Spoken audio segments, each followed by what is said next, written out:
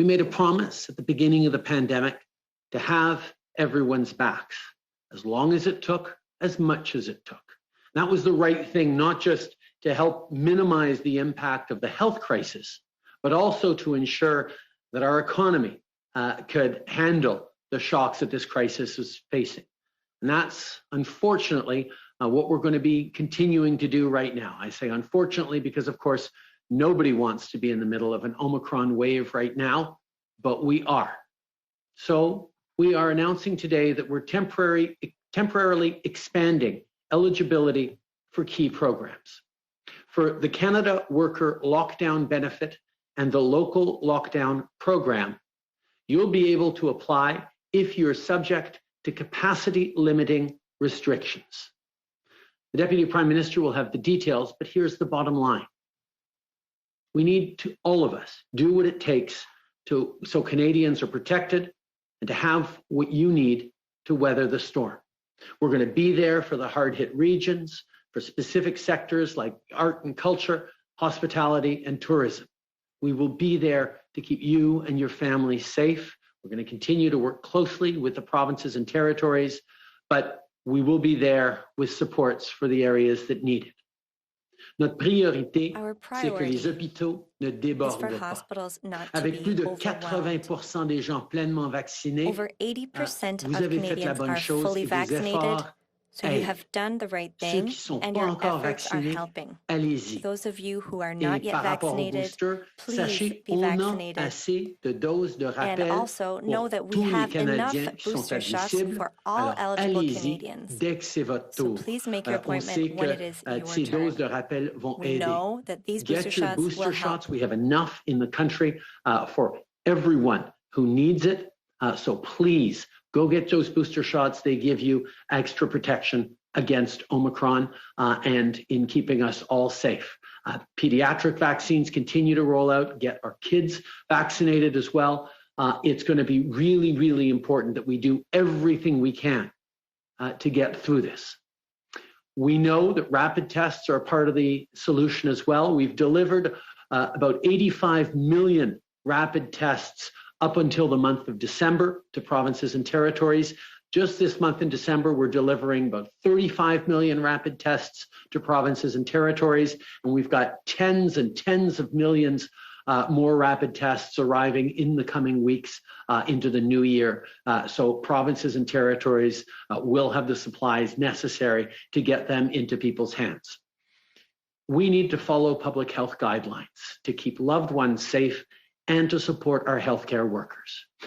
I know people are tired. People don't want to be in this Omicron situation.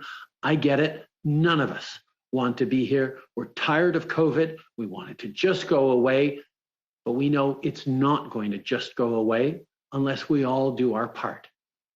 Particularly when you think of how tired you are, how weary you are of having to deal with this COVID crisis that continues to go on and on and on.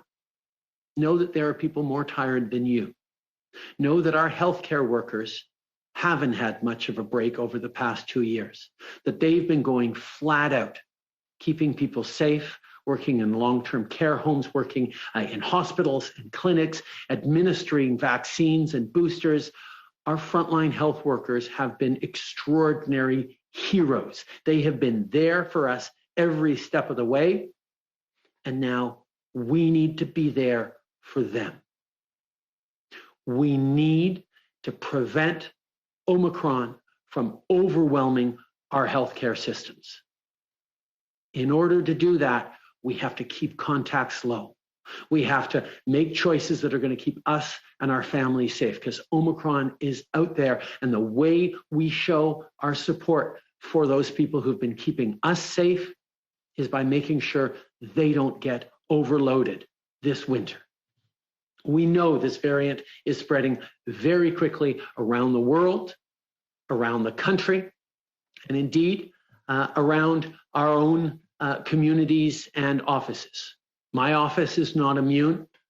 We have 3 members of my staff and 3 members of my security detail who've tested positive.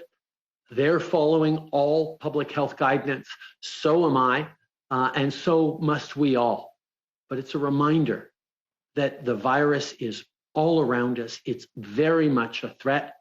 We have to keep our guard up. À Noël, je sais qu'il y a des gens qui vont pas pouvoir se rassembler comme ils l'auraient voulu. Who will not be able to gather as they wish de passer du temps de qualité avec ma famille proche, mais il y aura I also had plans to spend time with my close loved ones, but there will not be any parties or gatherings, and this is a reality we all are facing. We know what works. Canadians have shown over the past 2 years that we're able to step up for each other, that we are there for each other. We know what to do. We know how to wear masks. We know how to keep our distances. We know how to reduce our contact numbers. And if we do that well over the next couple of weeks, we're going to see a better winter and especially a better spring than otherwise. I know nobody wants to be in this situation right now, but Canadians have shown that we're there for our neighbors. We're there for our most vulnerable. We're there for our frontline health workers. We have vaccines. We have PPE. We have rapid tests. We know what to do. We're going to do it because that's who we are as Canadians. We stick up for each other. We make those tough choices to keep each other safe. And we know that as long and dark as winters can be, spring is coming and spring will be better if we hunker down in the coming weeks. Merci beaucoup, mes chers Thank amis. You very much, Je passe maintenant la parole à la vice-première ministre Freeland. To Deputy Prime Minister Freeland. Okay, merci, Monsieur le Premier ministre. Thank you, Prime Minister. Bonjour tout le monde. Good day, everyone. Dans les derniers jours, nous avons constaté in the past few days, we have observed an increase in cases of COVID-19. Certain regions of the country are reporting record numbers of cases. The Omicron variant of the virus is much more easily transmitted than the others. And we cannot be complacent. Since the beginning of the pandemic, we have endeavored to be flexible and to adapt to the changing nature of the pandemic. Within our programs, we are ensuring to plan for the necessary leeway so that we may react rapidly and effectively. Last week, we saw Bill C-2 adopted. This law made it possible to put in place targeted measures to support workers and companies if lockdowns became necessary to contain the spread of the virus. During the month of October, when we introduced these more targeted measures, we did not yet know the Omicron variant, but we made sure that we were ready. Today, through regulatory authorities that were approved with the passage of Bill C-2, we are announcing our decision to temporarily expand the definition of a lockdown so that these wage and rent support programs can support workers and businesses that see capacity restricted by 50% or more. So, what exactly does this mean? It means that if you are an employer who has to reduce the capacity of your main business by 50% or more, you will be eligible for wage and rent subsidy support through the local lockdown program.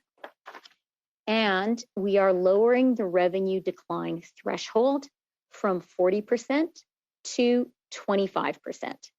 Eligible employers will receive wage and rent subsidy support from between 25% to up to 75%, depending on how much revenue they have lost. Your organization only needs to demonstrate revenue loss during the current month compared with 2019. Employers will be able to apply for these expanded support programs after the end of each program period in exactly the same way that they received wage and rent subsidy support when those programs were launched last year. For workers, our decision means that if you are working in a region where the provincial or territorial government has introduced capacity restrictions of 50% or more. And if you have lost 50% or more of your income as a direct result of those restrictions, you can qualify for the Canada Worker Lockdown Benefit. This benefit will put $300 a week in your pocket to supplement your lost wages. This proposed expanded eligibility will be effective as of last Sunday, December 19th, 2021, and it will run through to February 12th, 2022. Many parts of the country have already introduced circuit breaker public health restrictions in order to curb the rise in cases of COVID. These expanded federal support measures will ensure that provinces and public health authorities across the country can continue to make the right, difficult decisions they need to make to save lives, confident in the knowledge that the federal government will be there to financially support workers and businesses as we finish this fight. Notre gouvernement sait que d'autres entreprises sont encore touchées par la pandémie. Depuis hier, les employeurs admissibles peuvent demander une aide financière par le biais du programme de relance pour le tourisme et la culture et du programme de relance pour les entreprises les plus durement touchées.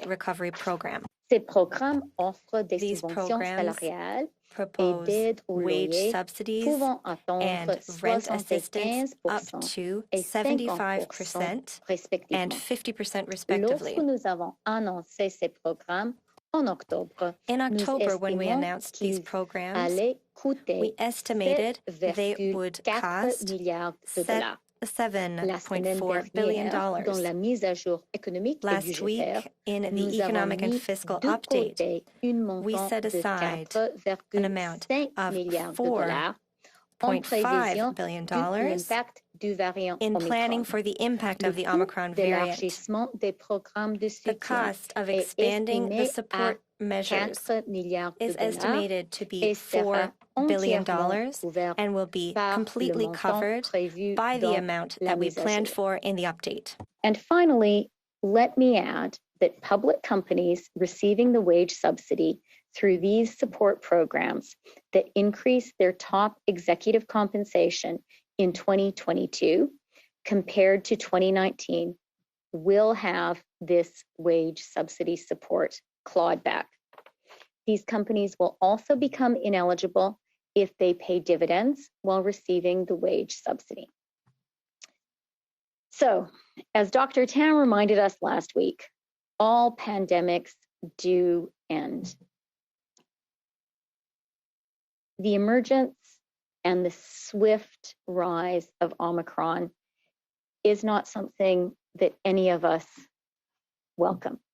It's coming at a hard time, at a time when many of us, particularly our remarkable healthcare workers, are really, really tired.